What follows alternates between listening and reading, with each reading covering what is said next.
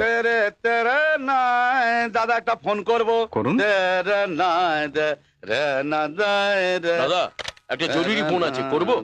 একটাই লাইন চালু আছে, অপেক্ষা করুন, ফোন করছি। ঠিক আছে। হ্যালো, আমি সঙ্গীত গুরু নবীন কুমার বলছি তেরে না সিঙ্গাপুর থেকে। আপনি যে প্রোগ্রামের কথা বলেছিলেন তাড়াতাড়ি তার ডেটটা বলুন, তা না হলে আমি ব্যস্ত হয়ে পড়ব।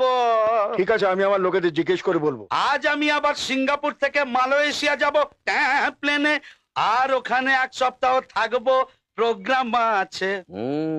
মালয়েশিয়া থেকে আবার লন্ডনে যাব, লন্ডন থেকে প্যারিসে, প্যারিস থেকে আবার ভেনিসে। অবশ্য আপনি যদি বলেন তাহলে আমি আবার কলকাতায় ফিরে আসতে পারি, তা না হলে আবার 45 দিন ওয়ার্ল্ড ট্যুরে লেগে যাবে।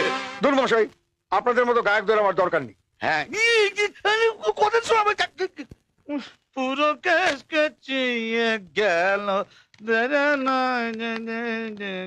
কত হলো দাদা? হ্যাঁ, 6 টাকা। ছি ছি ছি ছি ছি ছয়।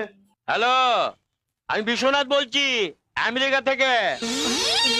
ইয়েস ইয়েস, যখন বম ফেটেছিল তখন আমি আমেরিকায় ছিলাম। জর্জ বুশকে আমি ফোনে প্রথমে জানিয়েছিলাম। ওরে বাবা, কেউ আমেরিকা বলছে, কেউ লন্ডন বলছে। দাদা, হ্যাঁ, এই সব ঢপের কথা শুনে আপনি কিছু মনে করছেন না তো? দূর দূর, হ্যাঁ। আমি কেন মনে করতে যাব? হ্যাঁ। গত 10 বছর ধরে এই একই ঢপবাজির কথা শুনে আসছি। আহা, দাদা আমার ঢপ শুনে শুনে চেহারা কানাই বেঢপ হয়ে গেছে।